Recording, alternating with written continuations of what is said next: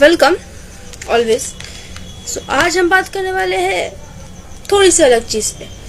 जैसे कि हम कथा करते हैं, कृष्ण कथा, राम कथा, लेकिन आज मैं थोड़ा सा सोचा कि अलग चीज़ के बारे में थोड़ा सा डिस्कस किया जाए। तो वो अलग चीज़ क्या है? वो अलग चीज़ ये है कि आज हम एक स्टैचू के बारे में डिस्कस करेंगे। जैसे कि स्टैचू ऑफ लिबर्टी सुने होंगे आप, ठीक उसी प्रकार से स्टैचू ऑफ इक्वलिटी, जैसे स्टैचू ऑफ लिबर्टी है इसी प्रकार से स्टैचू ऑफ इक्वलिटी बनाई गई है, जो कि मेरा बहुत फेवरेट एक स्टैचूज है, जो कि श्री रामानुजाचार्य के हैं। रामानुजाचार्य मेरे बहुत एक फेवरेट डिवोटीज में से है। मैं उनकी बहुत बड़ी फ़ैन हूँ और उनको फॉलो भी करती हूँ, जो कि श्री संप्रदाय से कांटेक्ट हुआ है। तो उनके बारे में थोड़ा सा डिस्कस आज मैंने सोचा कि करा जाए तो अच्छा होगा। सो उनके बारे में थोड़ा सा मैं इंट्रोडक्शन दे देती हूँ कि ये स्टैचू ऑफ इक्वलिटी है क्या, क्योंकि मैं डिस्कस ज़्यादा नहीं करूँगी उसके बारे में। थोड़ा सा इंट्रोडक्शन दे देती हूँ, क्या है ना है थोड़ा सा समझ लो, ठीक है। स्टैचू इक्वलिटी जो है, स्टैचू ऑफ इक्वलिटी, वो रामानुजाचार्य के स्टैचू है, लेकिन उसको रामानुजाचार्य के स्टैचू नहीं बोल के क्यों इक्वलिटी बोला जा रहा है? बोल भी सकते हैं ना, स्टैचू ऑफ इक्वलिटी बोल रहा है तो स्टैचू ऑफ रामानुजाचार्य भी बोल सकते हैं। तो रामानुजाचार्य नहीं बोल के स्टैचू ऑफ इक्वलिटी क्यों बोल रहे हैं? और बहुत सारे व्यक्ति को पता भी नहीं है कि रामानुजाचार्य कौन है, क्या करते थे, कुछ पता नहीं। तो उनके लिए थोड़ा सा इंट्रोडक्शन कि ये जो स्टैचू ऑफ इक्वलिटी है, ये रामानुजाचार्य का स्टैचू बनाया गया है, सबसे मेन पॉइंट। अब नेक्स्ट पॉइंट ये है कि ये रामानुजाचार्य है कौन। जैसे कि हमारे जो हिंदू शास्त्र है, हिंदू धर्म है, हिंदू धर्म में से वैष्णव जो धर्म है, वैष्णव में 4 संप्रदाय होता है। ये 4 संप्रदाय क्या है? एक है ब्रह्म माधव गौड़ीय संप्रदाय, एक है श्री संप्रदाय, एक है रुद्र संप्रदाय और एक है कुमार संप्रदाय। 4 संप्रदाय। इस 4 संप्रदाय से मैं खुद फॉलो करती हूँ, गौड़ीय संप्रदाय से। और नेक्स्ट जो है, ये नेक्स्ट श्री संप्रदाय। ये श्री संप्रदाय का जो मेन है वो है रामानुजाचार्य। ये रामानुजाचार्य से ही श्री संप्रदाय पूरे वर्ल्ड में आया है। तो रामानुजाचार्य को हेड माना जाता है इस पूरे श्री संप्रदाय में। तो इसलिए श्री संप्रदाय के मेन हेड जो है, ये श्री संप्रदाय के जो मेन जो प्लेस जो तमिलनाडु है, चेन्नई है, मेनली साउथ इंडिया में ये श्री संप्रदाय को मेन माना जाता है। जैसे कि हमारे गौड़ीय माधव संप्रदाय जो है, ये गौड़ीय संप्रदाय जैसे कि वेस्ट बंगाल में है, फिर वृंदावन में कुछ जगह पे गौड़ीय संप्रदाय के भक्त लोग, डिवोटीज लोग रहते हैं। लेकिन स्पेशली साउथ इंडिया से लाइक उनका जो लैंग्वेज है साउथ का, तमिल, तेलुगु, मलयालम, ये सब लैंग्वेज यूज किया जाता है। वो पूरा साउथ इंडिया जो है वो बेस जो है वो श्री संप्रदाय का है, श्री संप्रदाय वैष्णव जो है। अभी श्री संप्रदाय के हेड जो लीडर है वो श्री रामानुजाचार्य।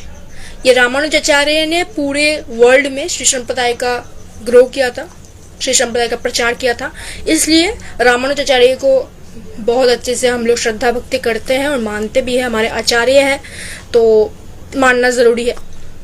तो इसलिए उनकी जन्मदिन की 1000 वर्ष पूर्ण हुई है इस 2022 में। तो इसलिए उनको डेडिकेट करके उनके ही मूर्ति यानी स्टैचू को बनाया गया है। कहाँ पे? तेलंगाना में, हैदराबाद में बनाया गया है उनके स्टैचू को। और उनके स्टैचू को हमारे प्रधानमंत्री पीएम मोदी जी ने आके 5 फरवरी को 2022 में एस्टैब्लिश किया, उनको उद्घाटन किया। इसके लिए मैं पीएम जी को बहुत बहुत थैंक यू बोलती हूँ कि आपने इतना एक अच्छा कार्य में पार्टिसिपेट किया। और उनका नाम दिया गया, उनके स्टैचू का नाम दिया गया है स्टैचू ऑफ इक्वलिटी। ये भी स्टैचू ऑफ इक्वलिटी क्यों? स्टैचू ऑफ रामानुज भी रख सकते थे।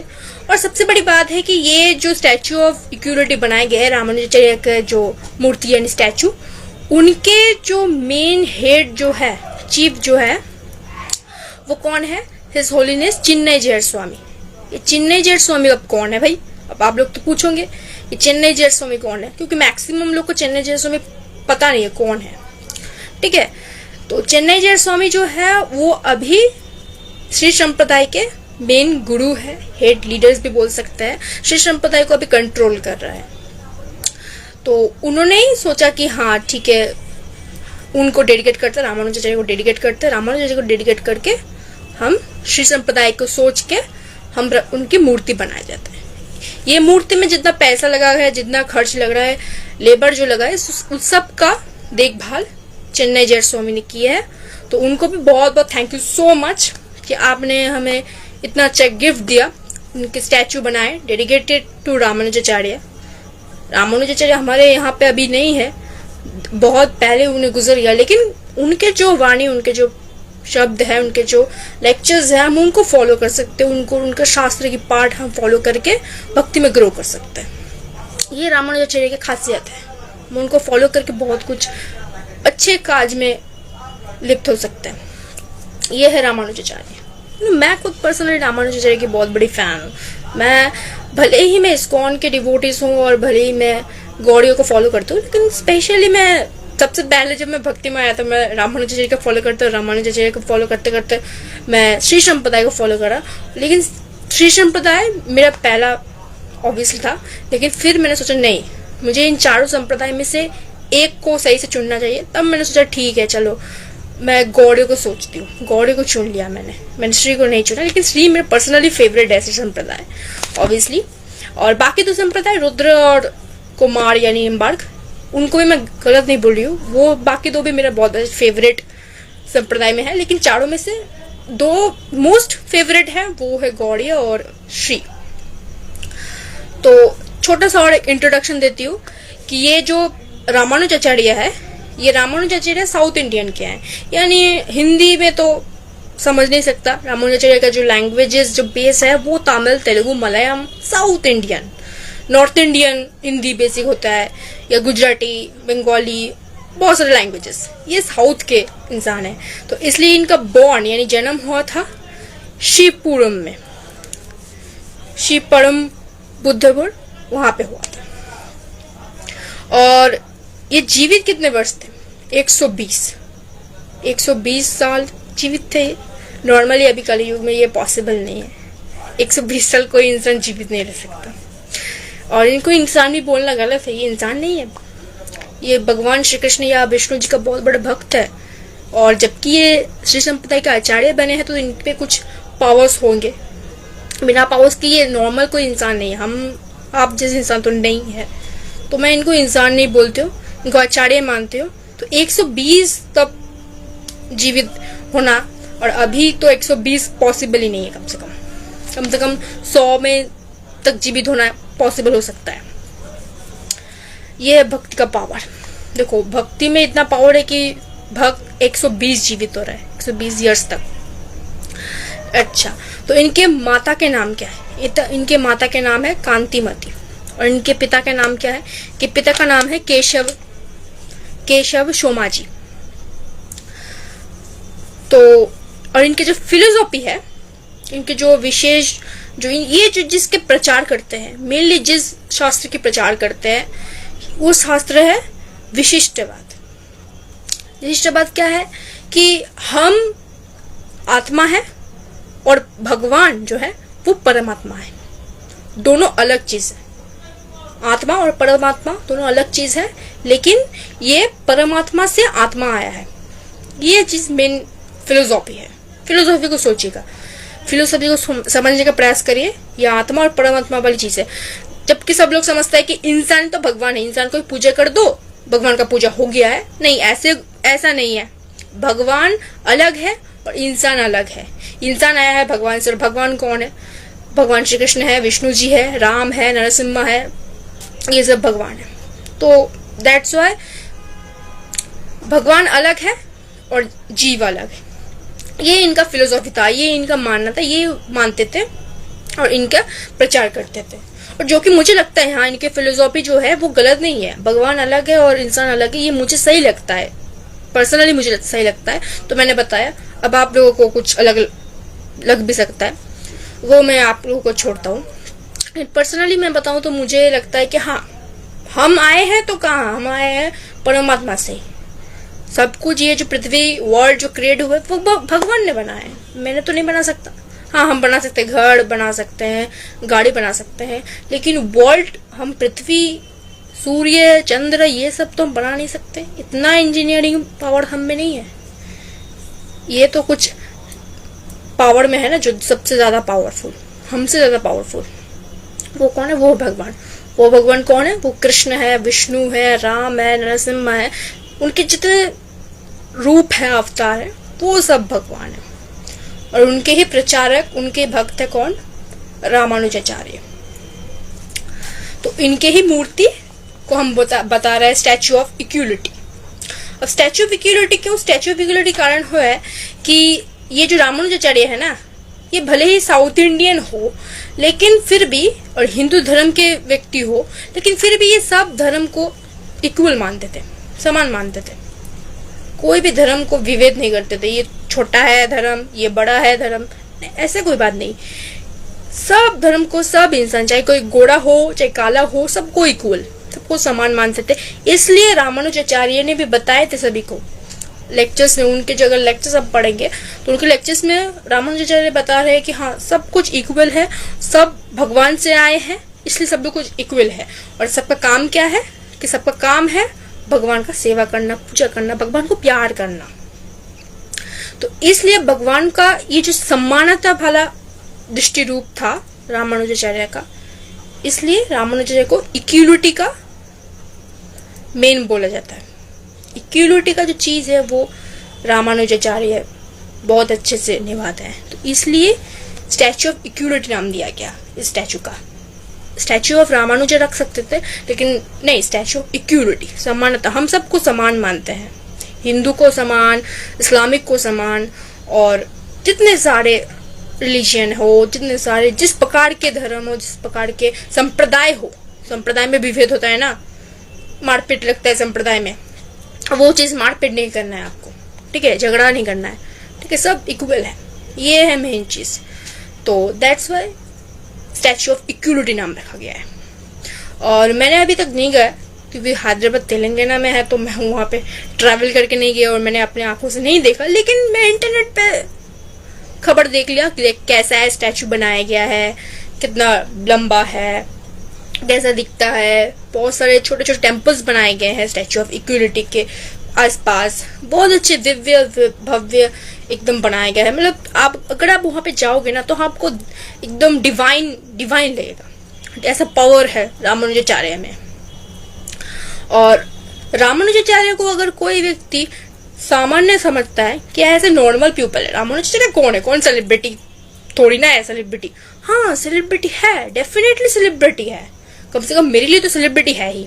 अब क्यों सेलिब्रिटी है? वो बहुत सारे कारण है, बहुत सारे कारण। एक तो डिवोटी है, वैष्णव डिवोटी, वैष्णव आचार्य, गुरु है, दूसरे संप्रदाय के हेड लीडर्स, और बहुत सारे कारण हैं। जैसे कि रामानुज, उनके जो नाम है रामानुज, ये रामानुज में राम यानी श्री राम, और अनुज, ये अनुज मीन भ्राता, भाई, ब्रदर, राम अनुज, राम के भ्राता लक्ष्मण, छोटे भ्राता, अनुज मीन छोटे भाई, छोटे भाई, तो छोटे भाई कौन है? लक्ष्मण, ये राम का भाई लक्ष्मण, ये लक्ष्मण, या फिर आप बोल सकते हैं बलराम, तो उनके अवतार है। रामानुज कौन है? अगर शॉर्ट में बताया जाए तो रामानुज है राम के छोटे भाई लक्ष्मण, कृष्ण के बड़े भाई बलराम, या फिर विष्णु का सेवक वाहक जो बोला जाता है अनंत शेषनाग, इनके अवतार है। रामानुज, लक्ष्मण, बलराम या फिर अनंत शेषनाग, ये चारों एक ही है। इन सभी का अवतार है रामानुज, भक्त के रूप में आए हैं। जैसे श्री कृष्ण आए थे चैतन्य महाप्रभु के रूप में, भक्त के रूप में, ठीक उसी प्रकार से रामानुज आए हैं भगवान के महिमा प्रचार करने के लिए, इस पृथ्वी में अवतार लिए हैं भक्त के रूप में। अगर मैं डिवोटी बन जाऊंगी, मैं भक्त बन जाऊंगी और भक्त बन के मैं प्रचार करूंगी, तो मुझको देख के ना कोई कुछ सीखेगा। ये है मेन मोटिव, इसलिए आया है पृथ्वी पे, और ये है रामानुजाचार्य। अब कुछ short amazing fact about Ramanujacharya के बारे में। और रामानुजाचार्य जो है वो तो मैं बता दिया कौन है। छोटे छोटे अमेजिंग स्क्रिप्ट, अमेजिंग फैक्ट मैं डिटेल्स में नहीं जाऊंगी। नंबर 1 फैक्ट, देखो रामानुजाचार्य ने सबसे ज्यादा रामानुजाचार्य में जो मुझे अच्छा लगता है वो क्या है, वो है उन्होंने कुछ शास्त्र लिखा है, वो शास्त्र मुझे सबसे ज्यादा अच्छा लगता है उनके बारे में। अगर और उनके बारे में और कुछ बताया जाए, जो उनके जो मंत्र है, स्पेशली जैसे कि मैं फॉलो करती हूँ हरे कृष्ण महामंत्र, तो उसी प्रकार से वो फॉलो करते थे ओम नमो नारायण। उनके सीक्रेट मंत्र भी है जो जिसको पता भी नहीं, बहुत सारे इंसान को तो पता ही नहीं है कि सीक्रेट मंत्र। मैंने बोला अगर सीक्रेट मंत्र तो सोचेगा अब सीक्रेट मंत्र क्या है। मंत्र तो पब्लिकली बताया है ना, सबको पता है मंत्र, लेकिन सीक्रेट मंत्र उनका पर्सनल सीक्रेट मंत्र क्या था, ओम नमो नारायण। वो पर्सनली चैंट करते थे ओम नमो नारायण, जैसे कि मैं अर्ली पर्सनल चैंट करती हूँ हरे कृष्ण महामंत्र। तो वो बात मुझे बहुत अच्छी लगती है। उनके ये फैक्ट मुझे पहले पता नहीं था, बाद में पता चला कि हाँ वो ओम नमो नारायण का तो हाँ पता था, नारायण के भक्त है। श्री संप्रदाय में श्री जो है लक्ष्मी का जो संप्रदाय है वो है श्री। अभी लक्ष्मी और नारायण से जुड़े रहेंगे तो इसलिए नारायण का ही कुछ है, इसलिए ओम नमो नारायण के ऊपर ज्यादा फोकस किया गया है। जैसे हमारे गौड़ीय संप्रदाय में होता है कृष्ण के ऊपर ज्यादा फोकस किया जाता है, ठीक उसी प्रकार से। तो ये वाला चीज मुझे बहुत अच्छा लगता है। ये एक फैक्ट है कि वो नारायण के ऊपर देते हैं, हम लोग कृष्ण के ऊपर देते हैं। ये चीज अच्छा लगता है। शास्त्र, उन्होंने जो शास्त्र लिखा है, जैसे कि 9 शास्त्र में 9 शास्त्र लिखा गया है उनके बारे में, उन्होंने लिखा है, तो वो 9 शास्त्र मुझे अच्छा लगता है। और मैंने ट्राई भी किया है पढ़ने का, लेकिन अभी तक मुझे पढ़ाई नहीं हुआ। मैं उसे ट्राई कर रही हूँ उनके बारे में और भी डिटेल्स जानने के लिए। तो 9 शास्त्र के बारे में तो थोड़ा सा बता देती हूँ। सबसे पहले 9 शास्त्र में जो 9 शास्त्र उन्होंने लिखा है उनको नवरत्नस बोला जाता है। 9 रत्नस, नवरत्नस। अब नवरत्नस में 9 क्या क्या शास्त्र उन्होंने लिखा है। सबसे पहले लिखा है वेदार्थ संग्रह, वेद से लिया हुआ है, वेदार्थ संग्रह लिखा। नंबर 2 में श्री भाष्य, ये श्री भाष्य मोस्ट फेमस। अगर रामानुजाचार्य के बारे में कोई जानता है तो मोस्ट फेमसली श्री भाष्य जानता है। बाकी 8 को नहीं जान सकता, 8 शास्त्र को नहीं जानता है, लेकिन ये श्री भाष्य जानता है कि रामानुजाचार्य ने लिखा है और ये वर्ल्ड फेमस है श्री भाष्य। नंबर 3 में आता है गीता भाज्य। गीता भाज्य मेनली भगवत गीता का रिलेटेड है। और नंबर 4 पे आता है वेदांत दीप, वेद के कुछ पार्ट्स लिया हुआ है, लिखा है उन्होंने वेदांत दीप। नंबर 5 में वेदांत शरा, ये भी वेद से ही कुछ पार्ट्स है, वेदांत शरा। नंबर 6 में आता है सारंगति गद्य। और नंबर 7 में आता है श्रीरंग गद्य। श्रीरंगम का कुछ पार्ट्स लिया गया है, तमिलनाडु की एक जगह है श्रीरंगम, श्रीरंगम का कुछ लीलास कुछ चीज लिखा गया उस पे। और 8 पे आता है श्री वैकुंठ गद्य। ये वैकुंठ गद्य मुझे इन सारे 9 रत्न में से फेवरेट क्यों है, क्योंकि इसमें भगवान विष्णु के बारे में लिखा गया है। वैकुंठ कैसा दिखता है, कैसा होता है, वहां पे क्या क्या रहता है, इसके बारे में डिस्क्राइब किया गया है, स्पेशली वैकुंठ लोक के बारे में, श्री वैकुंठ गद्य। और नंबर 9 पे नित्य गद्य। ये 9 स्क्रिप्चर्स लिखे थे रामानुजाचार्य, इनमें से ज्यादा फेमस हो गया श्री भाष्य। और मेन जो उनकी फिलोसॉफी है वो तो विशिष्टवाद है। मेन उनके मुझे फिलोसॉफी अच्छा लगता है। इतने सारे ग्रंथों में से उनकी जो फिलोसॉफी है, हर एक आचार्य की अलग अलग फिलोसॉफी, माधवाचार्य की अलग अलग फिलोसॉफी है, उनके फिलोसॉफी अलग है, सबकी फिलोसॉफी अलग अलग है। और अलग अलग फिलोसॉफी के जरिए अलग अलग संप्रदाय हुई है, लेकिन हर एक संप्रदाय का एक ही मोटिव है, वो है कि भगवान श्री कृष्ण तक पहुंचना, भगवान विष्णु तक पहुंचना, ये मोटिव मेनली। अब स्टैच्यू ऑफ इक्वलिटी के बारे में बात करें तो स्टैच्यू ऑफ इक्वलिटी का जो हाइट है ना, वो सबसे ज्यादा मुझे अच्छा लगा, क्योंकि 2nd लार्जेस्ट स्टैच्यू हमारे इंडिया में। स्टैच्यू ऑफ इक्वलिटी है आउट ऑफ इंडिया, लेकिन इंडिया में जो है 2nd लार्जेस्ट। बहुत सारे स्टैच्यूज ऑब्वियसली है, अवेलेबल है हमारे इंडिया में, लेकिन 2nd में पोजीशन में है तो वो ये स्टैच्यू ऑफ इक्वलिटी है। 2nd में आता है बहुत बड़ा, सबसे बड़ा ऐसा नहीं है कि छोटा मोटा, नहीं, बहुत बड़ा है। 216 फीट कितना बड़ा होगा समझ नहीं सकते आप। इतना बड़ा यहाँ पे बैठ के मैं समझ नहीं पाऊंगा और आपको भी समझाना नहीं पाऊंगा कि 216 कितना बड़ा फीट होता है। लेकिन मैंने इंटरनेट पे देखा है, फोटो वीडियोस देखा है। चिन्मय स्वामी का जो लेक्चर्स है, जब उद्घाटन किया गया था तब मैंने वो सुना है। मोदी जी का, स्पेशली मोदी जी का लेक्चर्स मैंने सुना है। बहुत अच्छे तरीके से उन्होंने श्री संप्रदाय के बारे में बताया, या फिर साउथ के बारे में बताया, साउथ का जो कल्चर है उसके बारे में बताया। तो मुझे बहुत अच्छा लगा। हाँ, उनके जो वहाँ का जो कल्चर है साउथ का, रियली बहुत अच्छा है। पर्सनली मुझे बहुत अच्छा लगता है। स्पेशली तो वहाँ पर जो बेस जो है वो श्री संप्रदाय से रिलेटेड है, और श्री संप्रदाय मेरा फेवरेट है, रामानुजाचार्य मेरे फेवरेट है। इसलिए इतना बड़ा एक स्टैचू बना है, ये सुन के मैं बहुत हैप्पी हो गया था। तब मैंने सोचा ठीक है, चलो थोड़ा सा डिस्कस करते हैं स्टैचू ऑफ इक्वलिटी के बारे में, और थोड़ा सा बताया जाए कि ये जो स्टैचू ऑफ इक्वलिटी है ये रामानुजाचार्य को डेडिकेट किया है। तो रामानुजाचार्य जो थे 120 इयर्स उन्होंने जीवित थे, तो 120 इयर्स के जीवन में उन्होंने प्रचार किया, सिर्फ प्रचार किया, भगवान श्री कृष्ण ने विष्णु का प्रचार किया, बस प्रचार किया। तो प्रचार करने के साथ उन्होंने, जब वो गुजर गए उसके पहले उन्होंने कुछ मैसेज दिया था। वो मैसेज क्या थे? वो मैसेज थे, shed your ego, serve all beings as service to God, number 1। Number 2, serve society which is the universal form of God, number 2. Number 3, nobody is infallible, number 4, do not humiliate anyone। ये 4 main message जो मुझे personally favourite है, और मुझे लगा भी हाँ ये मैसेज, मैंने सोचा इसमें ये जो सारे जो कथाएं हैं उनकी जो मैसेज है, मैंने सोचा कि हाँ इसमें कितना दम है, कितना सही है, कितना गलत है। तो मुझे लगा हाँ ये सही बहुत बताया उन्होंने, इनके जो मैसेज है वो सही है। और सबसे बाद उनके जो स्टैचूज का नाम, स्टैचू ऑफ इक्वलिटी, इस इक्वलिटी को हम इक्वल नहीं रख रहे हैं, हम सबको क्या प्रचार करें। उन्होंने भी प्रचार किया था, हाँ अब हम भगवान विष्णु या कृष्ण से आए हैं और हमें वापस भगवान कृष्ण या विष्णु के पास ही जाना है।